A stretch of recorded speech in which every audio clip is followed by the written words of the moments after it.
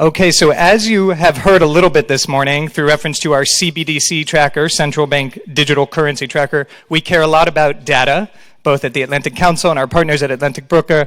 And so what we're going to do now is a little bit different from a conference you may have been at before. We're going to do a deep dive data presentation to set the scene before we go into our first high-level panel. And this is going to be a deep dive data presentation, 15 minutes on the US-EU relationship on trade. And I'm really so honored to bring up Sonnet Frisbie, Managing Director, Geopolitical Risk for Morning Consult, a leading public opinion firm, to take us through the presentation. Sonnet, over to you. All right. I know a data deep dive doesn't maybe sound like that exciting after hearing Christine Lagarde talk about issues that I know affect all of our lives. But I do thank you for the opportunity to Atlantic Council, to Atlantic Broker. As Josh mentioned, I'm from a company called Morning Consult, and we're a data intelligent decisions company. And for our purposes, what does that actually mean is a question that I get a lot. It means we do surveys, and it means we do a lot of surveys. So we do about 30,000 surveys every day in 44 countries around the globe. And I have the really fun job of then getting to use that data to do geopolitical risk analysis. Who am I? I'm Sonnet Frisbie, as Josh mentioned. Thanks, Josh, for the introduction. Formerly at the US State Department, and I'm also a true transatlanticist. I've worked in Warsaw and in the Czech Republic.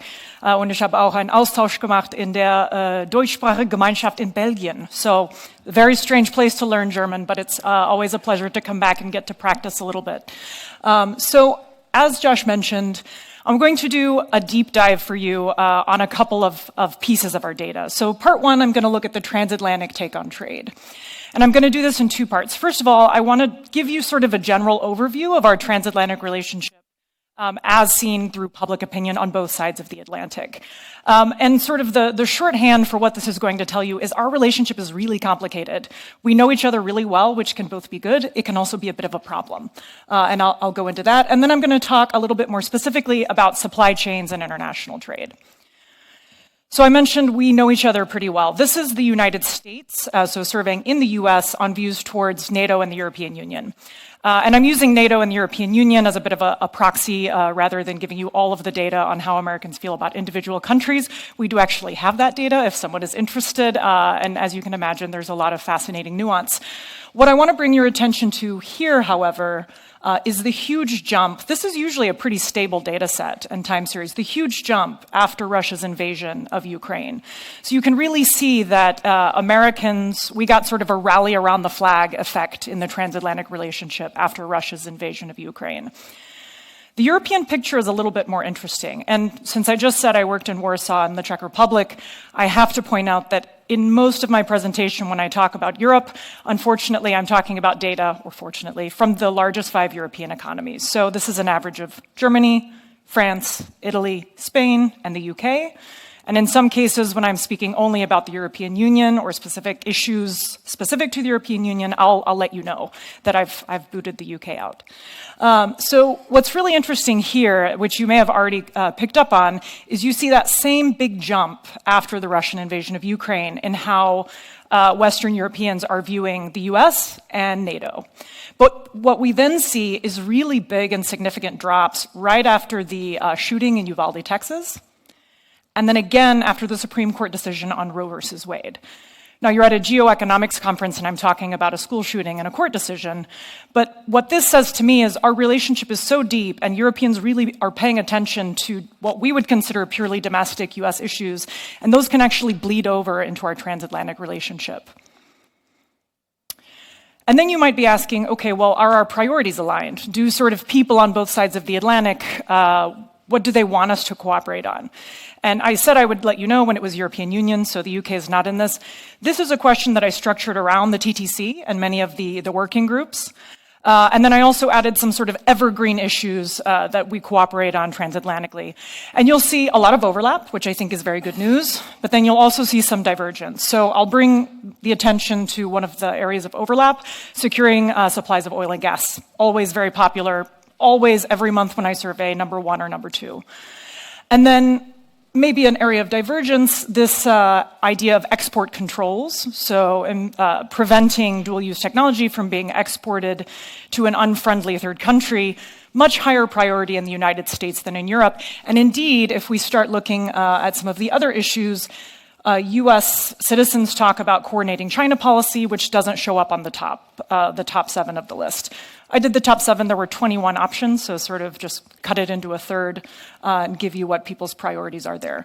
And then Europeans, you'll see some that don't even show up on the American list, like scientific cooperation being much more important to Europeans transatlantically.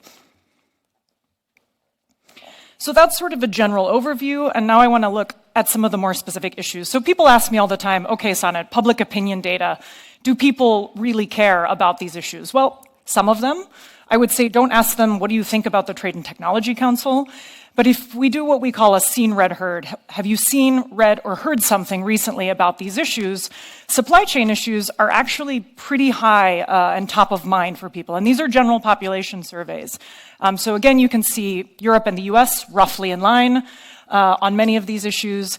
And I have sanctions against Russia as sort of a baseline, because obviously very high penetration, but very high issue penetration for supply chain issues on semiconductors, critical minerals, and to a lesser but still pretty high extent compared to some of the other issues, friendshoring.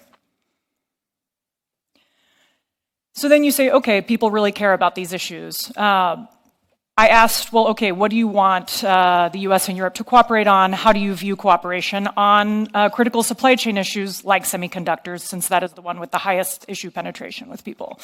And on both sides of the Atlantic, again, the UK is not in this one, people really favor cooperation on supply chains. And I take that to mean that efforts, for example, to deconflict on, for example, subsidies on chips, which both of our respective authorities have passed, will meet with public approval.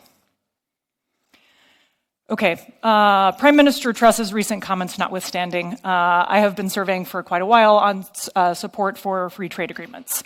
So support for both a US-UK and a US-EU free trade agreement are very high on both sides of the Atlantic.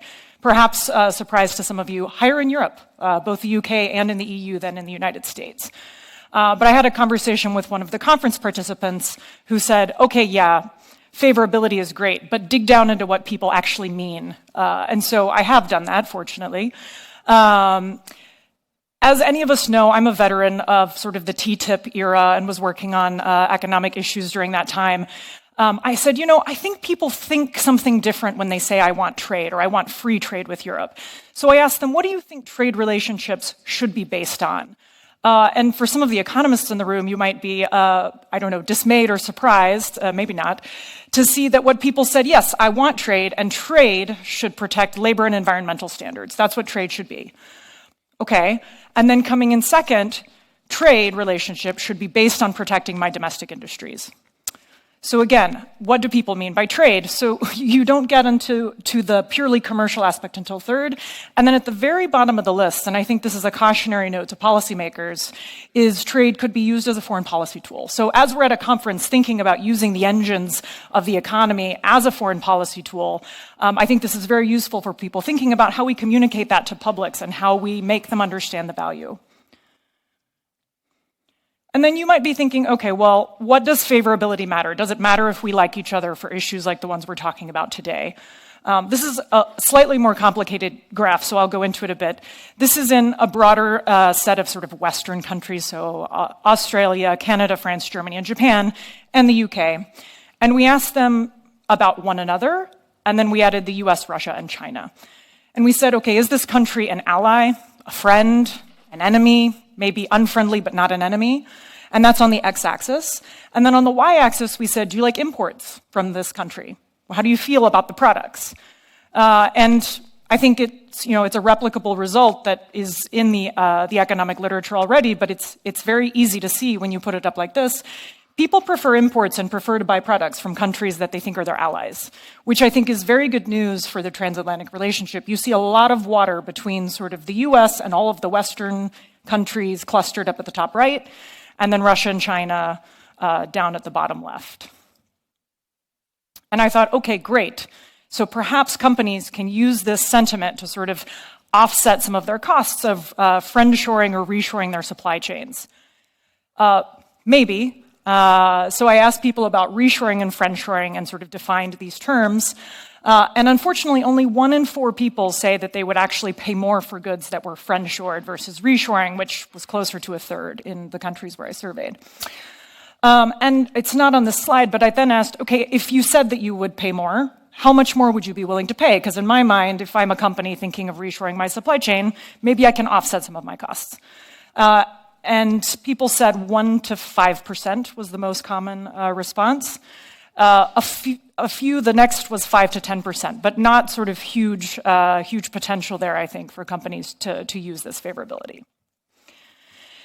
So this is the end of the first half. If you enjoyed it, good news. I'll be back later to set up some of the other afternoon presentations.